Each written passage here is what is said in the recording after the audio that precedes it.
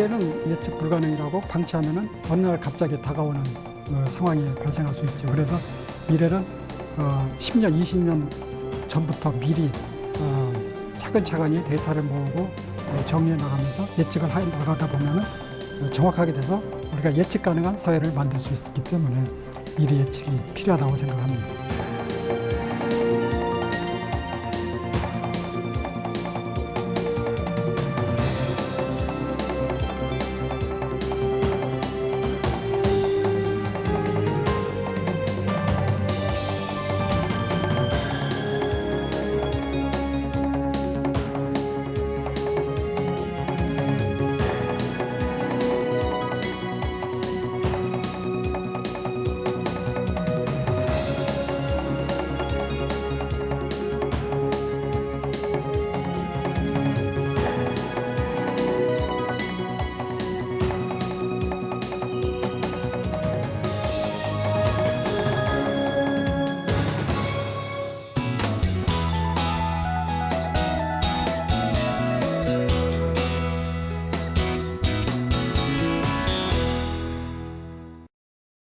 지금 현재 아시다시피 우리가 알다시피 기후 온난화 때문에 지금 얼음이 많이 녹고 있습니다. 얼음이 많이 녹고 있어서 북극에 있는 얼음이 녹아서 그 북극에 있는 항로가 지금 개척되고 있어요. 항로가 열리고 있습니다.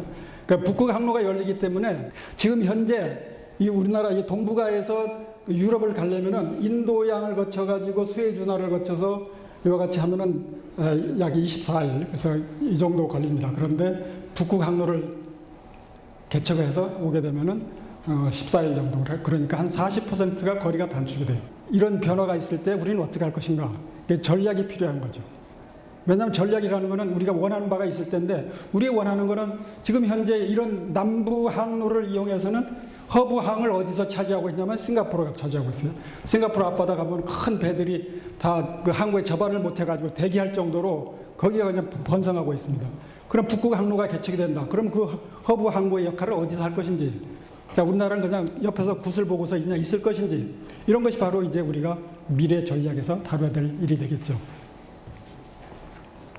이게 지금 유가 그래프입니다. 석유 가격이. 그래서 현재 시점에 이 유가가 대략 1배럴에 90불, 100불 사이 이렇게 왔다 갔다 하고 있습니다. 이걸 보면은요, 우리가 생활에서 느끼듯이 기름값이 상당히 안정되어 있습니다. 최근 5년간 보면은 그 다른 물가에 비해서 굉장히 안정되어 있어요. 이 그래프가 잘 나타내주고 있습니다. 그런데 여기 보면은 2008년 7월 달에 굉장한 그 유가 폭동이 있었습니다. 1배럴에 145불까지 올라갔던, 그래가지고 1배럴에 뭐 200불 간다는 등 막 그래가지고 굉장한 위기를 조성했죠. 그때 시점을 보면은 그 세계적인 금융 위기 시절입니다. 그런데 왜 이렇게 그때 이런 일이 있고서 그 다음에 유가가 이렇게 안정되는가? 거기에는 기술 개발이 있는 겁니다. 셰일가스라고요. 지하의 유전보다 더 깊은 층에 돌과 자갈, 진흙 속에 박혀 있는 그 가스가 있습니다. 천연가스 일종인데요. 그것이 매장량이 굉장히 많아가지고 전 세계 인구가 60년 사용할 수 있는 그런 그 양을 가지고 있고, 특히 미국이 많이 가지고 있고요. 중국도 많이 가지고 있고, 그래서 미국이 시추에 성공해서 2008년부터 생산을 시작해서 지금은 상당히 많은 양을 생산하고 있고, 미국이 이제 내년부터는 아마 가스를 수출하는 나라가 될 겁니다. 그렇게 하다 보니까 이게 이제 현상이에요. 이게 현상이에요. 그러면 앞으로 어떻게 전개될 것인지. 우리나라의 큰 산업이 우리나라의 효자 산업이 예를 들어서 반도체, 뭐 휴대폰, 자동차, 조선, 뭐 제철 이런 게 있죠. 그 중에 큰 효자가 석유화학 산업입니다. 우리나라 석유화학 산업이 굉장히 효자 산업인데, 이거는 석유를 수입해서 거기에서 나프타를 추출해서 나프타로부터 우리 모든 화학 제품을 다 만드는 거죠. 이런 책상에 들어가는 거, 옷감 만드는 거 다 폴리에스테르 이런 걸 다 만드는 게 나프타입니다. 그런데 미국이 셰일가스를 이용해 가지고 뭘 개발했냐면은 에탄을 이용해서 이 석유화학 제품을 만드는 기술을 개발했어요. 그런데 그거는 우리가 만드는 그 나프타보다 가격이 3분의 1입니다. 3분의 1이. 그 시절이 돼버렸어요. 그러니까 내 에탄을 이용하는 거하고 나프타 이용하는 거하고의 원가 차이가 이렇게 많이 나서 우리나라 석유화학 산업이 지금 큰 그 위기, 변형.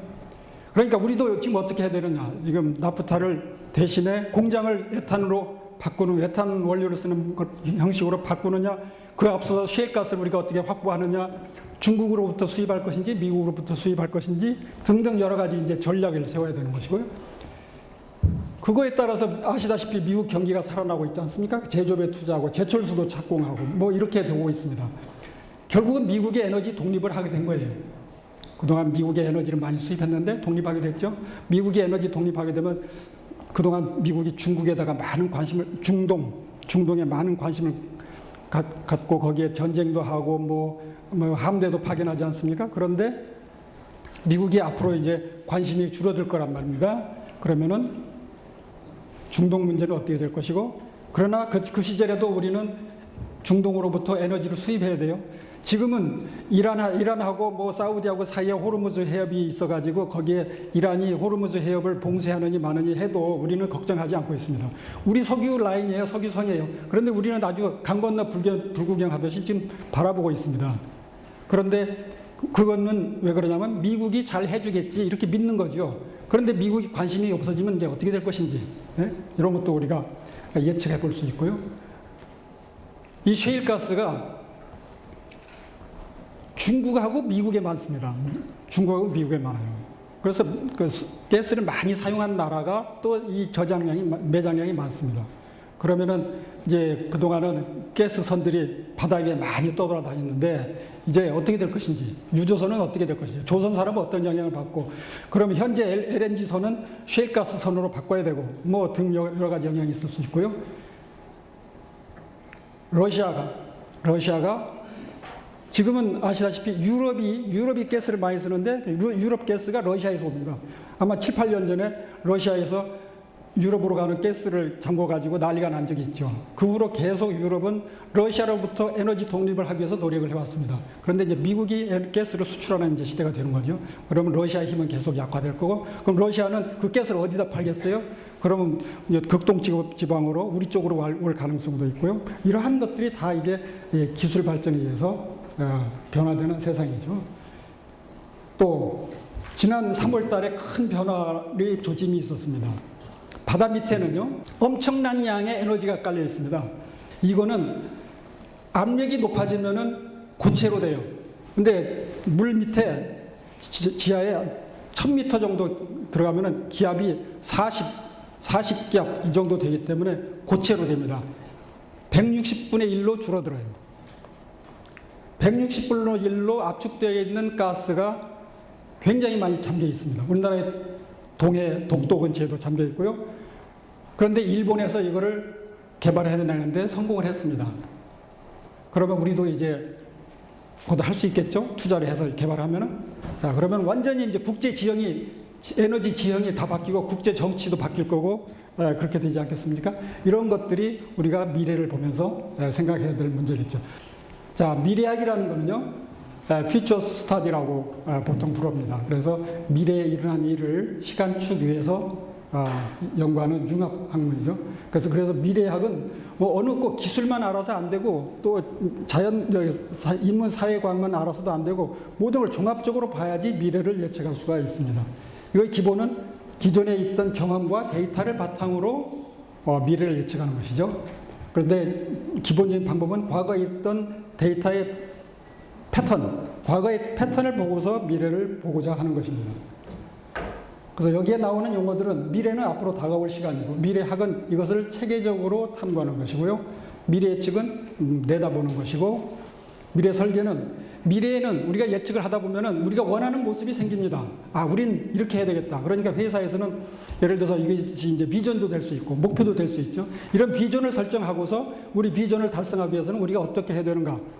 그것이 바로 미래 전략인데, 이게 그걸 이제 미래를 내다보고서 설계하는 게 미래를 설계입니다. 그 다음에 거기에 맞는 우리가 원하는 미래에 도달하기 위해서 세우는 것이 전략이죠. 그게 미래 전략이죠. 그리고 실행계획, 미래 계획이고요. 그 다음에 이거를 종합적으로 미래 관리라고 부릅니다. 미래를 보는 시간은 미래 예측할 때 대개 짧게 보면은 5년 이내를 이렇게 보기도 합니다. 그러나 대체적으로 미래학이라고 하면은 대개 5년에서 20년, 그러니까 10년에서 20년 정도를 내다보면서 일하는 것이 미래 예측이죠. 아주 길게 20년 이상, 50년 이렇게 보는 거는 소설가나 이제 만화가들이 이제 하는 거고요. 자, 그래서 인간은 이와 같은 모든 사람들이 관심의 원이 있습니다. 관심이 있는 게 있고 관심이 없는 게 있어요. 그러니까 이 원 안에 있는 거는 관심이 있는 거고 밖에는 관심이 없는 겁니다. 그런데 그 관심의 원 속에서도 내가 영향력을 행사할 수 있는 부분이 있어요. 내가 관심이 있다고 해서 모두 다 내 영향력이 행사되는 건 아니죠. 그런데 어떠한 사물이 새로 나타나면 예를 들어서 우리 화면에서 제 왼쪽 저 구석에 어떤 것이 나타났습니다. 이게 나타났는데 대부분의 사람들이 이걸 주시를 못하죠. 못 봅니다. 그런데 어떤 일부의 선각자들이 이걸 보고서 서서히 우리의 관심 영역 속으로 이렇게 가져오는 일이 생길 수가 있습니다. 이렇게 되면은 이제 여기에 대해서 좀 더 많이 알게 되고 그러니까 이게 좀 더 커 보이는 거죠. 그러다가 이거를 좀 더 관찰을 잘하고 연구를 잘하면은 우리가 핸들링 할 수 있는, 우리가 다룰 수 있는 영향력의 원속으로 끌어들일 수가 있는 거죠. 우리가 IT 선진국가 아닙니까? 정보통신에서 아시잖아요. 우리나라가 CDMA 기술을 개발을 접목을 잘해가지고 이와 같이 됐는데 대부분의 사람들은 그걸 무시하고 보질 않았어요. 일부 선각자들은 이걸 봤습니다. 그래서 우리나라에서 이걸 도입해서 빨리 우리도 해야 되겠다 해서 이걸 끌어들인 거죠. 많은 사람들이 이걸 모르기 때문에, 이게 중요성을 모르기 때문에 관심을 갖지 않든지 또는 무시하든지 그랬던 거죠. 그래서 이걸 관심의 영역으로 끌어들이고 이렇게 했던 게 우리 정부가 했던 거죠. 그 당시에 제가 알기에 우리 의장님께서 상임위 의장으로서 이걸 비로소 방망이를 땅땅 쳐가지고 우리의 관심 영역으로 끌어들이신 거죠. 그렇게 함으로 해서 우리나라가 CDMA 기술을 접목해서 이거 오늘날 같은 정보통신 기술을 만든 거죠. 그러니까 지금은 우리가 완전히 정보통신은 세계 최고 가는 나라가 된 거죠. 그런데 이런 것들은 그러니까 과거에도 그렇고 앞으로도 계속 일어나는 겁니다. 계속. 그러니까 조그마한 거라도 그걸 관찰하고 계속 연구하다 보면은 큰 것으로 우리 영향력 안으로 끌어들일 수가 있는 것이죠. 그럼 미래는 과연 예측할 수 있을까? 많은 사람들이 미래를 어떻게 예측하냐, 불가능하다고 얘기를 합니다. 그렇게 되는 이유는 미래가 너무 복잡하기 때문이죠. 복잡합니다. 현대에는 특히 더 불확실성이 많아가지고 어렵습니다. 그래서 정확한 미래 예측은 불가능이라고 얘기할 수 있습니다. 그러나 미래를 예측해야 되는 필요성은 항상 우리가 더 많아지는 거죠. 불확실한 사회가 되니까 더 우리가 예측의 필요성이 증가한 거죠. 그런데 미래를 예측하는데 가장 중요한 것은 뭐냐면요. 핵심 동인을 찾는 겁니다. 핵심 동인, 드라이빙 포스.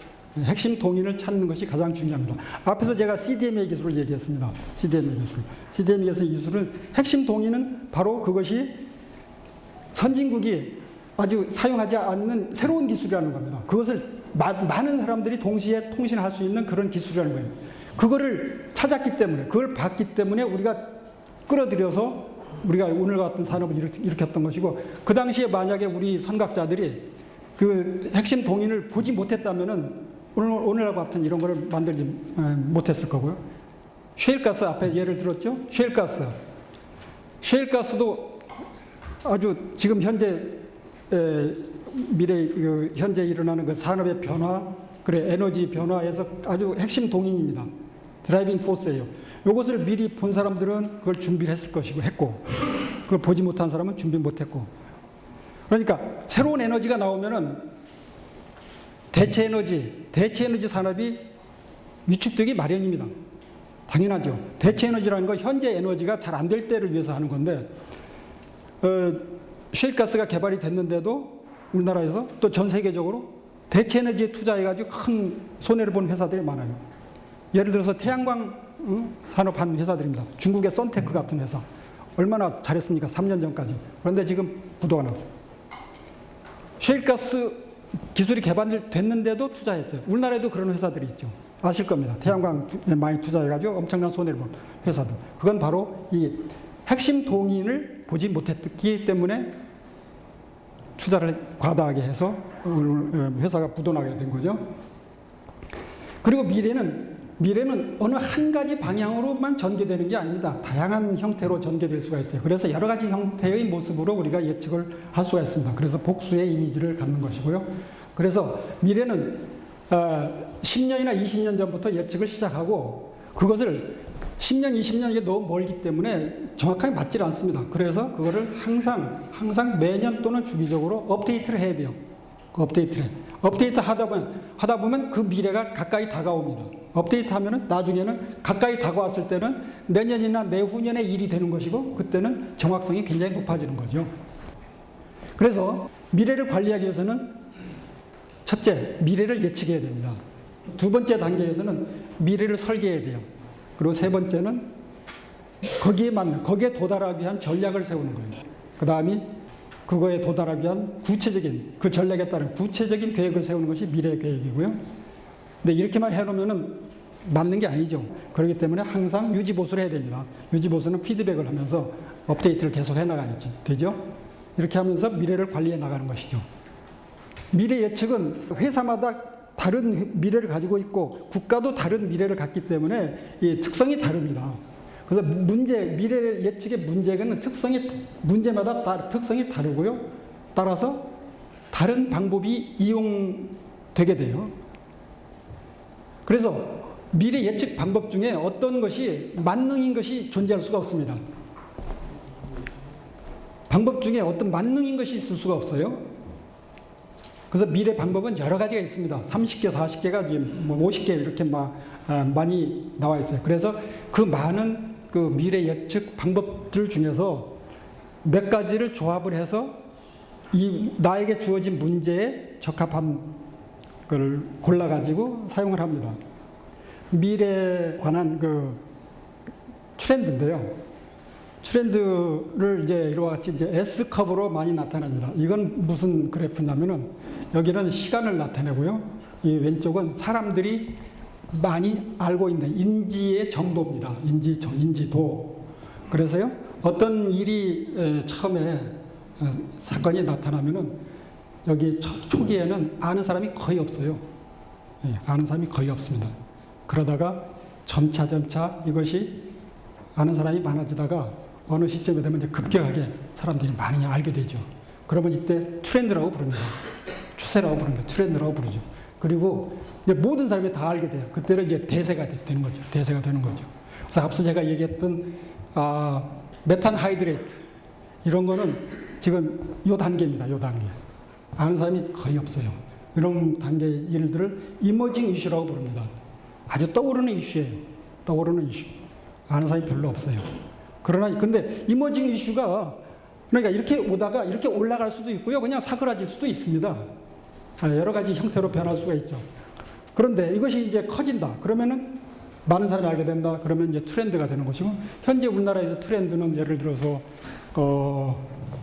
뭐 주말에 등산복 입고 가는 거 있죠. 아웃도어 시장 그거 트렌드예요. 그리고 우리 스마트폰 들고 다니는 것도 트렌드라 할까요? 트렌드. 여성들이 명품 핸드백 들고 다니는 거 트렌드입니다. 그런 가방 안 들고 동창회 못 가요. 뭐 예를 들어서 그게 이제 추세예요. 그렇습니다. 근데 이런 추세를 이제 보이는데요. 자, 그럼 첫 번째 방법. 그러니까 핵심은 이겁니다. 이 앞부분에서 어떻게 하면을 찾아내느냐. 그것이 이제 미래 예측이에요. 어떻게 하면 이 앞부분. 왜냐면 여기에는 많은 사람들이 알기 때문에 차별화가 좋은 거죠. 자, 첫 번째 방법. 스캐닝 방법입니다. 스캐닝 방법은 초기에 데이터와 정보를 주의 깊게 관찰해가지고 이머징 이슈를 찾는 방법이에요. 이걸 찾는 방법은 마치 우리가 이런 그 레이더 하늘에 조기 경보기를 띄워놓고서 우리 관찰하듯이 계속 우리 회사 또는 우리나라 그럼 우리 회사면 우리 회사에 관련된 사항을 계속 주기적으로 그 관련 아이템을 관찰해 나가야 되는 것이죠. 이머징 이슈 발굴은 주변 사람 또는 과학기술자 검색을 통해서 또는 특허 출원, 새로운 책에서. 근데 대부분 경우에, 많은 경우에 이게 좀 이상한 아이디어입니다. 크레이지 아이디어라고 썼는데 이머징 이슈는 모르기 때문에 누가 이상한 무슨 얘기하면 그건 참 엉뚱한 얘기 같습니다. 일반적으로. 그런데 그것이 나중에 중요해질 수가 있는 것이죠. 1978년에 다 아시다시피 그 아랍의 3차 중동전쟁이 일어났습니다. 중동전쟁이 일어났는데 그때 3차 중동전쟁은 이스라엘을 가운데 두고서 중동에 있는 그 인접국들이 이 이스라엘을 협공을 해가지고 업스벨로 공격한 거죠. 그런데 미국이 지원해가지고 아랍권이 완패를 당했어요. 그러니까 3차 중동전. 그러니까 앞에서 2번씩 싸워가지고 3번째에도 그렇게 당한 겁니다. 그때 로얄 더치쉘에 근무하는 어떤 런던 지사의 직원이 이 생각을 했습니다. 사람은 큰 좌절을 맛보면은, 꽤 큰 좌절을 당하면은 생각에 반전이 일어나기가 쉬운데 혹시 아랍 사람들이 저렇게 이스라엘과 미국한테 완벽하게 패배를 당하고 여러 차례 그런 걸 통해서 다른 방법의 공격을 할 가능성이 없을까 이런 생각을 했습니다. 그래서 떠오른 것이 석유 무기화할 가능성을 생각한 겁니다. 근데 그 사람이 보고서를 썼어요. 본사에. 아랍권이 석유를 무기화할 가능성이 있을 수 있겠다. 그랬더니 다행히 본사에서 그걸 버리지 않고 받아서 그래 이거 가능성이 있어. 그래서 석유 무기화, 오페크가 석유 무기화할 경우에 경영 시나리오를 준비를 했습니다. 그래서 책상 속에 넣어놨어요.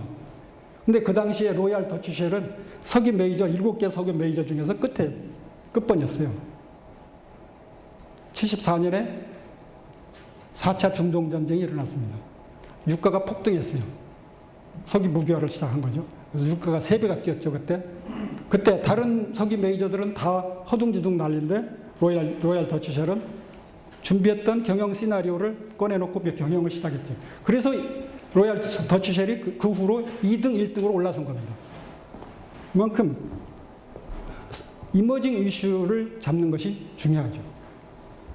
트렌드 어널리시스. 이거는 이머징 이슈 단계를 지나가가지고 상당히 많은 사람들이 아는 겁니다. 상당히 많은 사람들이. 그런 트렌드예요. 그 이미 부상해 있는 이슈입니다. 그거를 이제 우리 실생활에 접목하는 거예요. 또 우리 경영에 접목하는 거예요. 그런데 이거를 아차하고 빠뜨리는 수가 있기 때문에 이런 단계를 넣어서 하는 건데 지금 하는 뭐 히피, 명품 가방, 과거에 히피였고요. 아웃도어, 스마트폰, 뭐 이런 거는 다 이제 트렌드죠. 이미 다 알고 있는 겁니다. 많은 사람이. 그런데 이게 많은 사람이 알고 있어도 이게 우리가 실제 경영하다 보면은 빠뜨리는 경우가 있어요.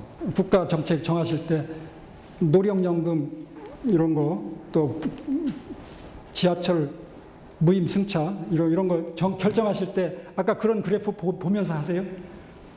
트렌드지만은 이게 빠뜨리는 수가 있단 말씀이죠. 지금 현재 민간 항공기 중에서 최대의 명작이 현재 A380입니다. 아마 타보신 분 계실 거예요. 엄청나게 크지 않습니까? 저도 한번 타고서 친구들한테 자랑 무척했어요. 와, 저렇게 큰 비행기가 어떻게 날아가냐. 2층으로 돼 있더라. 막 그랬습니다.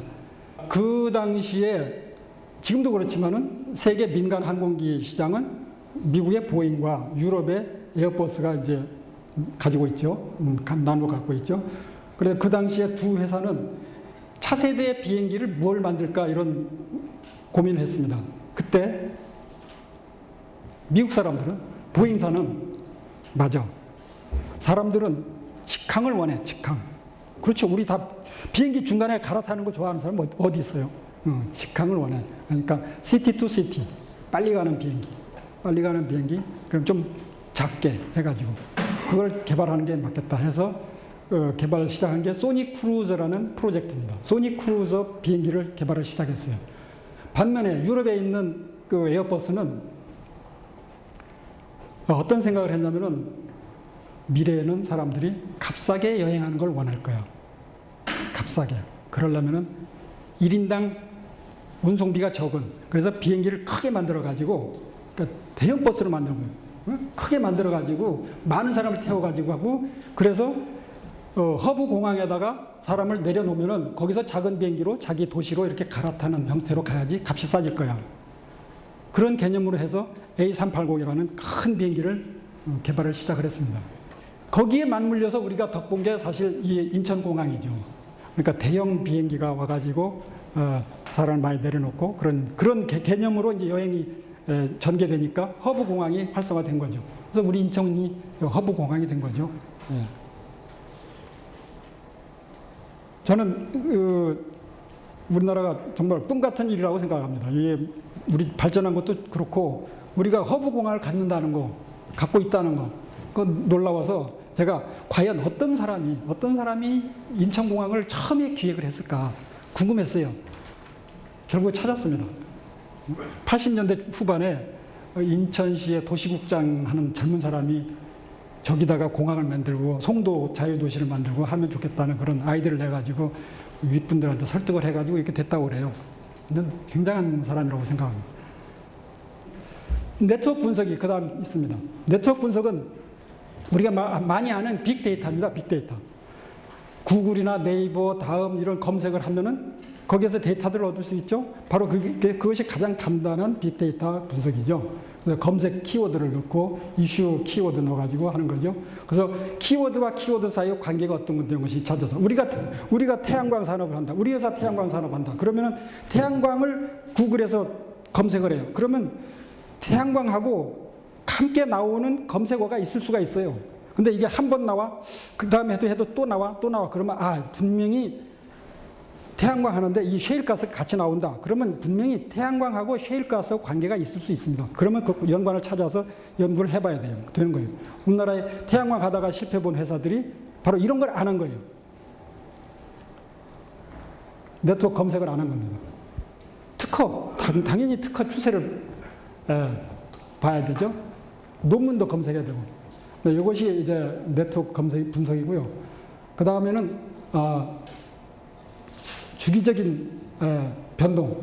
그 사회는 여기는 기본 가정이 일정한 어느 정도 시점이 되면은 계속 사회가 변한다는 가설이 있습니다. 여러분들 다 생각하실 겁니다. 우리 주머니 속에 있는 휴대폰, 스마트폰. 10년 후에도 이런 형태의 스마트폰을 쓸 거라고 생각하십니까? 아니잖아요. 변해 있지 않겠습니까? 그 다음에는 시나리오 기법. 이거는 미래에 나타날 어떤 특정한 이슈에 대해서 우리가 시나리오를 쓰듯이 예측을 해나가는 겁니다. 중심 주제를 정하고 관련 요소, 핵심 요소를 찾아가지고 시나리오로 상황을 전개해 나가는 거죠. 그러니까 우리가 소설 쓰듯이 한번 상상을 하면서 하는 겁니다. 그리고 델파이 기법이 있습니다. 델파이 기법은 우리가 많이 접하는 거죠. 뭐 이메일 와가지고 설문 답해달라고 하는 거 많지 않습니까? 이거의 특징은 내가 답을 해주면은 1차적으로 그걸 종합해서 다른 사람들이 어떻게 답변했는지 종합해서 나한테 다시 알려주고서 2차 답변을 또 요청하는 거죠. 이게 델파이 기법이고요. 이렇게 하면서 이제 미래를 예측하는 것이고요. 그 다음에는 교차 영향 분석.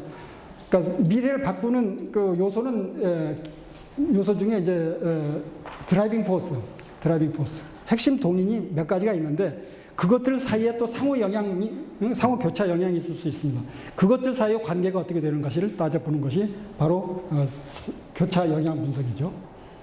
그 다음 기술 예측. 이거는 기술을 중심으로 사회를 예측하는 겁니다. 피처스 휠은 어떤 이벤트가 발생하면은 거기에 1차적인 영향은 어떻게 될 것인가?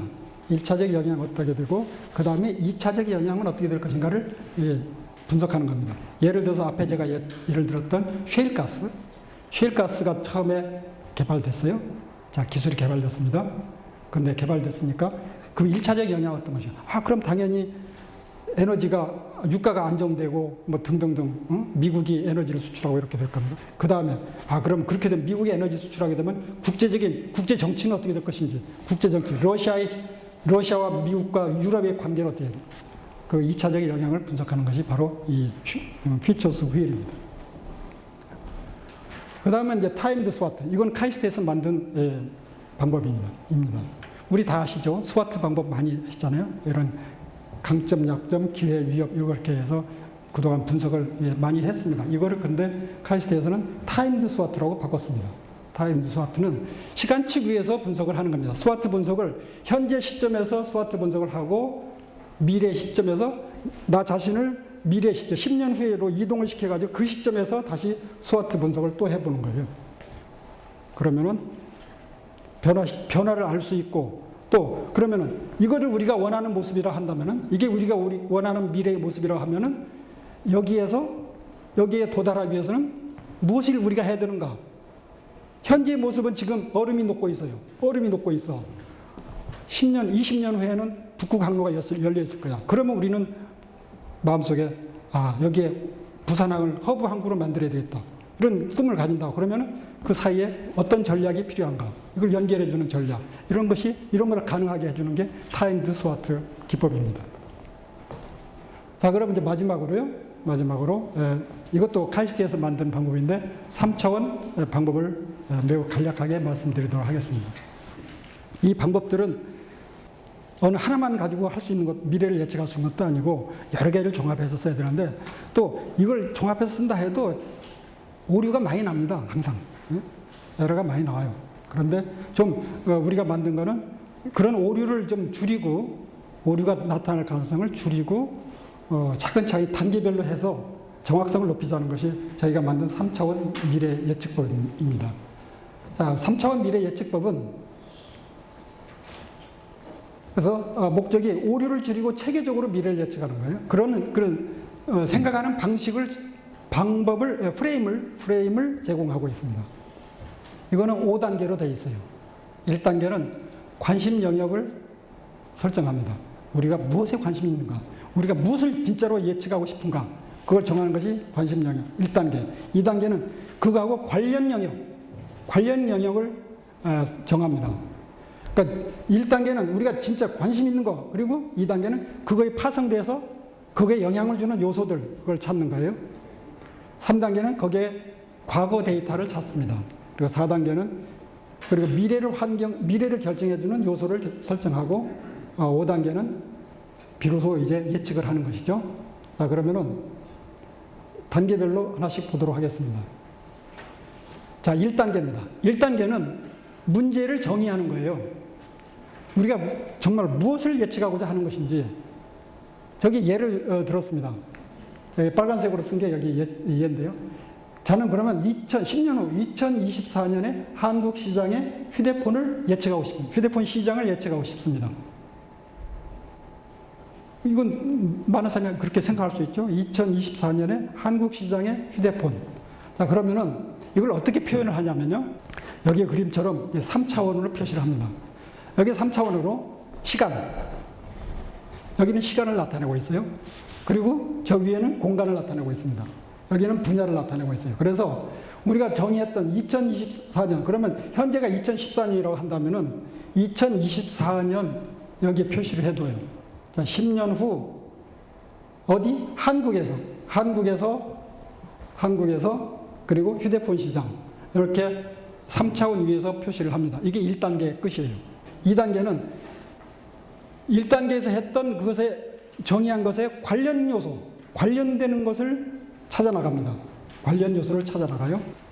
관련 요소는 휴대폰 시장을 했어요. 그런데 이 휴대폰이요. 10년 후에 휴대폰 시장을 예측한다고 할 때 여러 가지 요소인데 그 중에 여러 가지 영향을 받는데 그 중에 우리가 어쩔 수 없이 영향을 받는 것 그런 것들이 있을 수가 있어요.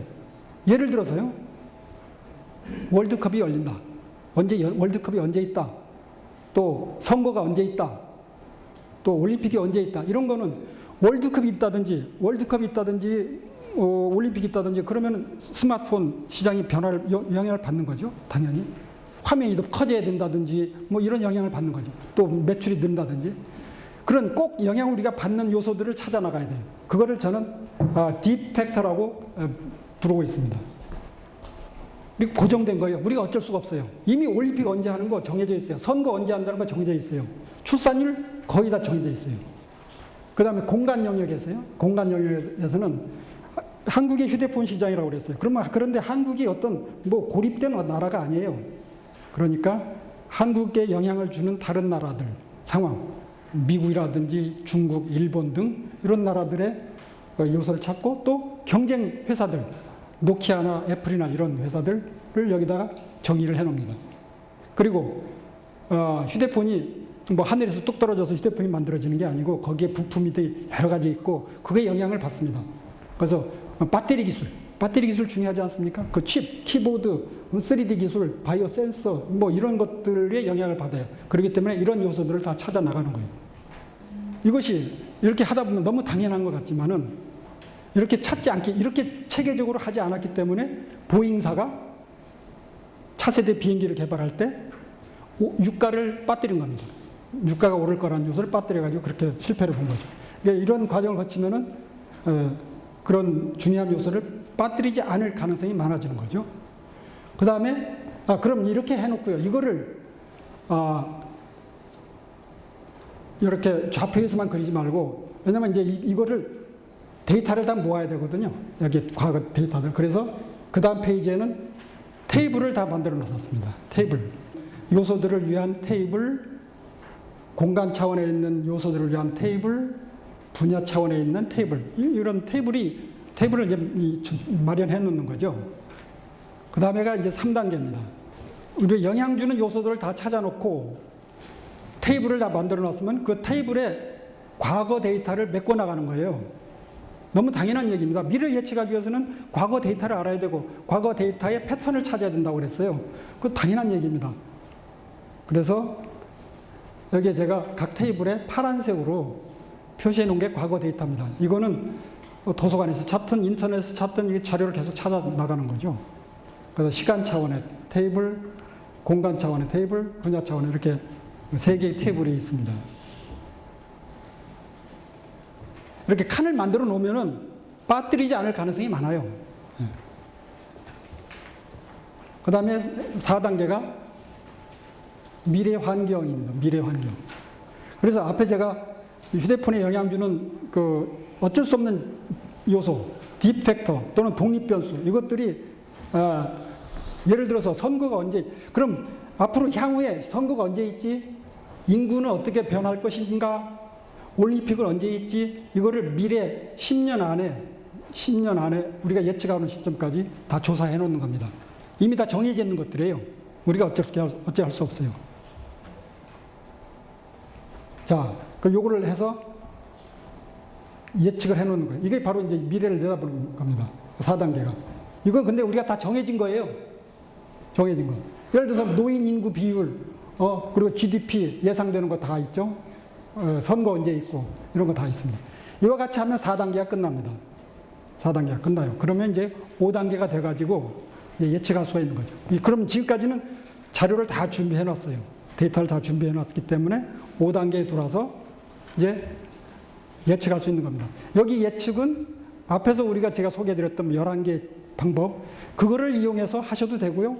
또는 이 단계에서 여기서 그냥 하셔도 되고 그럽니다. 그 과정은 제가 뭐 자세하게 설명 안 드리겠는데, 이렇게 하면은 5단계를 거쳐가지고 빠뜨리지 않고 할 수 있는 거죠. 그래서 이와 같이 이런 방법들을 이제 제가 말씀드렸고요. 자, 이건 이제 예측이요. 그래서 결론은 미래 예측은 어느 한 방법 가지고 다 되는 게 아니고요. 통계적으로 보면은 3개나 이게 5개 여러 가지 방법을 이용해서 합니다. 근데 그 중에서 카이스트에서 만든 3차원 예측법은 그 중에서 오류를 줄이는 체계적인 방법이라고 할 수 있고요. 그래서 방법을 조합을 해야 됩니다. 그래서 3차원 방법하고서 다른 방법도 쓰고. 근데 그 중에 또 중요한 것이 미래를 관리하는 단계가 있어요. 앞부분에 말씀드렸듯이 그 미래 관리하는 단계, 그리고 미래 예측, 그리고 설계, 전략, 계획, 유지보수, 피드백. 그래서 오늘 제가 수업 시간에 말씀드린 거는 바로 이 부분을 말씀드린 겁니다. 이 미래 예측 부분. 이 부분을 말씀드렸고, 이 뒤에는 여기에 예측이 되면은 그 다음에 따라서 우리가 원하는 미래를 설정도 하고 거기에 맞는 전략 세우고 이제 그런 단계를 거치는 것이죠. 미래 예측 그 방법은 이와 같이 이렇게 말씀드린 거 요약을 했고요. 예. 여러분 일찍 이런 시간에 감사드립니다. 좋은 하루 되시기 바랍니다. 감사합니다.